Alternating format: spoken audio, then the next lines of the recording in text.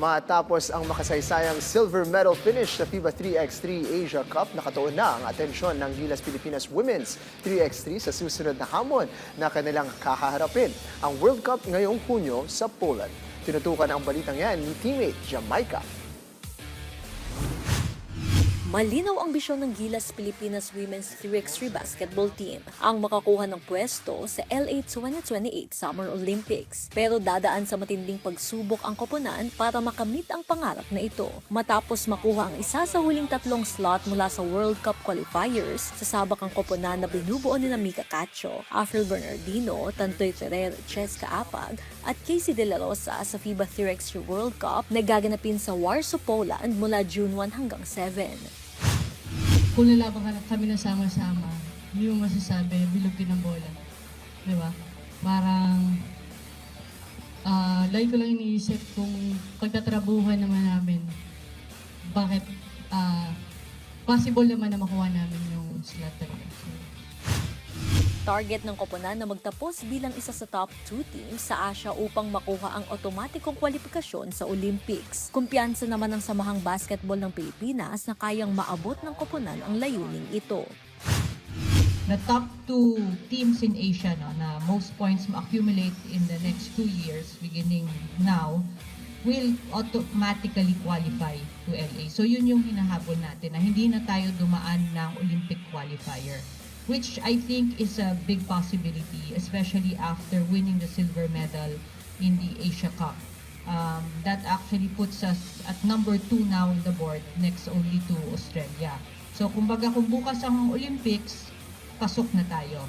So we have to maintain that. Pero iginiit ni Dee na hindi magiging madali ang rutang ito dahil sa mga professional at collegiate commitments sa mga manlalaro, kasama na rin ang kanilang tungkulin sa 5-on-5 team.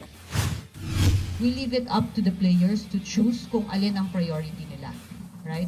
So, for example, dito sa limang ito, the 4 on the right have chosen 3x3 as their priority for now, at least for this year. And then on the left, si Afril, sa 5-on-5 pool siya, hiniram lang namin. So, when si Casey naman plays on the 5-on-5 pool, hinihiram naman siya ni 3x3. Okay, so as long as walang conflict, we allow this to happen. Dati I think about it, kung ano yung pinakamahirap or mas nakakapagod. Sabi ko kay Coach Ryan, dati parang sabi ko ayoko na mag 3x3 kasi nakakapagod siya.